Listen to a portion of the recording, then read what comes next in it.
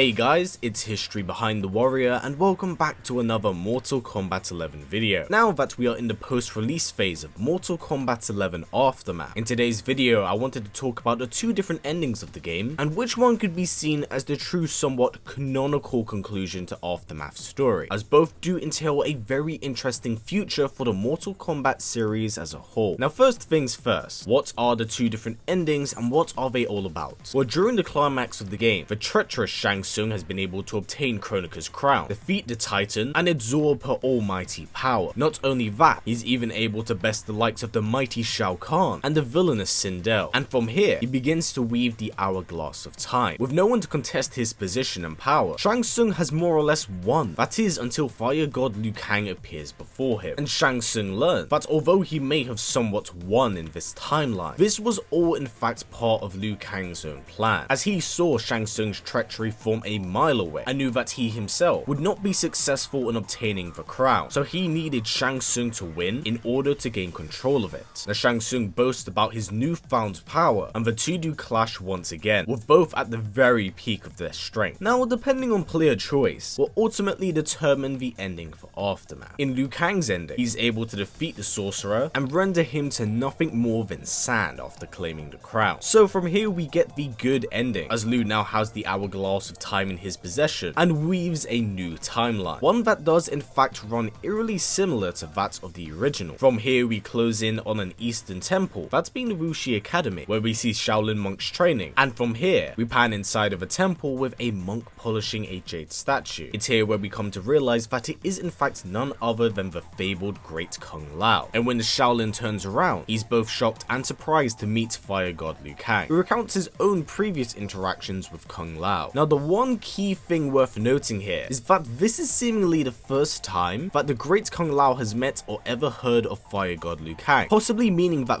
this Earth realm may not have in fact met gods or deities of divine power. Now judging by how taken back the Great Kung Lao is, when Liu says that he needs to start training, means one of two different things: that the Mortal Kombat tournament may in fact be a completely new concept to Earthrealmers, and that although Liu Kang has reshaped time, he may have in fact allowed it to flow in its natural course, and that too, with the Mortal Kombat tournament not really being a big centerpiece of Earthrealm's battle for survival, loosely implies that he hasn't been training his entire life for the tournament, so this may in fact be something that's completely new to him. Now quickly back on topic of Liu allowing time to flow its natural course, this would mean that the Elder Gods would have come into existence and may in fact be Liu's allies, as it was implied in his own arcade ladder ending, a rise of a conqueror of sorts, possibly Shao or someone different, as this would have led up to the creation of the Mortal Kombat tournament. So though it seems like Liu was able to reshape the timeline, he didn't allow himself to deal in mortal affairs, instead allowing them to choose their own destiny and allow the natural course of time to flow. Now the scene does end with Liu Kang saying to Kung Lao that they must train, and Liu pulling a smirk when Kung Lao's curious about this tournament. So this is the good end of Aftermath. In Shang Tsung's ending, upon defeating Fire God Liu Kang, he kills and absorbs the essence of the Shaolin, and from here he somewhat transcends the mortal plane, housing the strength of a titan, a nigh unstoppable conqueror, and a god. Now after somewhat savouring his victory, Shang Tsung turns his sights towards Kronika's hourglass, of which he then proceeds to weave a new era. Now unlike Liu's ending, where the timeline is reset, Shang Tsung proceeds to move forward in his own plan, literally obtaining a seat of power in the universe, to which he then proceeds to conquer the realms with his servants. Now judging from the corrupted forms of Fujin and Raiden, it's a rather safe bet to believe that everyone that was absorbed by Shang Tsung is now under his influence and control. We learn this from the very brief verbal exchange they have with him, as well as the fact that all the realms seem under his control, minus the Order Realm and Chaos Realm that are eluding him. So this basically does mean that Shang Tsung has won. Now one thing I do want to point out here that some people may have missed is the displaced realm that Shang is housed in. You see, I believe that after Shang won, in order to really stick it to the remaining civilians of the realms, he defiled the sacred plane of where the Elder Gods would sit down and turn it into his own personal throne room, as the platform is somewhat similar. And another thing to point out is that this platform is where Raiden would appear when he asked for an audience with the Elder Gods. So in Shang Tsung's ending, he is the ruling overlord of the realm and wishes to conquer all of them for his own personal amusement, which does bring up an interesting question of whether or not the one being's influence could be showing a little bit here. Either way, it's a rather bleak and damned ending, but does set up some interesting possibilities, and it is very much so different to lose. So the big question right now is, which one is the real ending? Well, not to blow your minds too much and give you a somewhat nothing answer, but both are technically canonical ending. You see, what I mean is that Mortal Kombat 11 establishes that the Mortal Kombat universe isn't one single reality. There's multiple different realities, so every ending we get in Mortal Kombat 11 is actually an ending that is split off from the original, which does mean technically, yes, the Liu Kang and Katana ending we do see is in fact an ending that is canonical, but lives on a separate timeline and tangent to that of Aftermath's story, which in itself is the aftermath and remaining plot points of the Liu Kang and Raiden ending. So every ending we do have in Mortal Kombat 11 is canonical in itself, but does splinter off in a different direction. However, that's not why you're here, as you're here for a definitive ending. So the question is, what is the definitive ending for Aftermath? Well, although I myself cannot confirm from my own personal history of the series and understanding of how storytelling works, the Shang Tsung ending to me really feels like the true ending. You see, although Liu Kang's ending is nothing short of beautiful in every sense of the word, there's one real problem it has from a storytelling standpoint, and that is that it kind of closes a book on a series. It is a definitive ending. It allows the story to unfold with a completely different roster and approach, whereas the Shang Tsung end leaves itself on a real stinger and cliffhanger with only 2 realms left to conquer. And there's one huge thing we must take into account with this game: future support. You see, over the last 4 years, NetherRealm Studios have constantly mentioned that they want to support their games beyond their 2-year annual cycle, as NRS typically bounce between Mortal Kombat and Injustice. But it now seems like things are going to be different, especially with NRS alluding towards another IP that they do have in the works. So after years of demand, Mortal Kombat 11 could indeed be the game that breaks the mold with a longer lifespan and more DLC on the way. And there is in fact evidence of this. Although I do tend to avoid covering leaked stuff on the channel, the game itself has been data mined to hell. So the idea of more DLC coming out in the future, if these quote-unquote leaks are believed to be real, then there could be more content on the way, meaning that if they bring more characters into the game, then there may be more story. And this is very much so possible at this point in time with fighting games, as over the course of the last few years, the lifespans of fighting games have been extended with seasonal content via DLC. Prime examples of this are Soul Calibur 6, Street Fighter 5, Dragon Ball FighterZ, and even Tekken 7. There's definitely a trend in the market of fighting games, and I could see Warner wanting NetherRealm Studios to follow a similar business format. So, in conclusion, I firmly believe that the Shang Tsung ending is the definitive ending of Aftermath, and will be the timeline that we pursue for future content in Mortal Kombat 11, as ever since the revitalization of Mortal Kombat 9, fans have been screaming for the reappearance of characters from the Order Realm and Chaos Realm. So this being the remaining realms of the universe, as well as fan favorites that aren't on the main roster, it's safe to believe that if the data mine is real, then Shang Tsung's ending could be the catalyst for the return of characters like Hotaru and Havoc. We definitely will only learn in time, but with the realm in disarray and reality in tatters, there could more than likely be 2 different endings, with future DLC being a definitive end to Mortal Kombat 11's story, and the timeline that Shang Tsung has created from obtaining Kronika's crown, and MK12 could in fact be Liu Kang's ending, with the Great Kung Lao and a different legion of fighters. Both endings are rather open-ended, so we will only be able to learn in all due time. So with this being said, in a way both endings could be seen as true definitive endings. Both could exist in 2 separate realities, with one being ended via DLC, and another being continued through another game. So with this being said, that will be it for this video. I hope you have enjoyed this video and it hasn't really broken your brain, as I have talked about a lot of time travel, alternate dimensions and reality, as well as keeping in mind outside factors of just the game and story, because there's definitely stuff on the horizon right now that I believe could lead up to future content for the game. So with this being said, what are your thoughts on Mortal Kombat 11 Aftermath? Did you enjoy it? What ending do you believe is the real ending? And finally, what do you think about the idea of both endings being canon? Please do comment down below, as I personally do like the idea of both endings being canon in their own right, but going off in their own different directions and game. But yes, that is everything I did wish to say here. So before this video wraps up, if possible, let's try getting it to about 500 likes, and also don't forget to tick that bell, as it will keep you up to date with all the content coming out on the channel. And I do have something very special coming out this week involving some secret stuff that will be exclusive to this channel, that is yes Mortal Kombat related, that was never revealed even during the lifespan of Mortal Kombat X. So you want to stick around for that one, and I'm thoroughly excited to bring this exclusive content to the channel. So without any further ado, do. Please comment, like, subscribe, and share this video with everyone you know. Please take care, and I will see you all next time.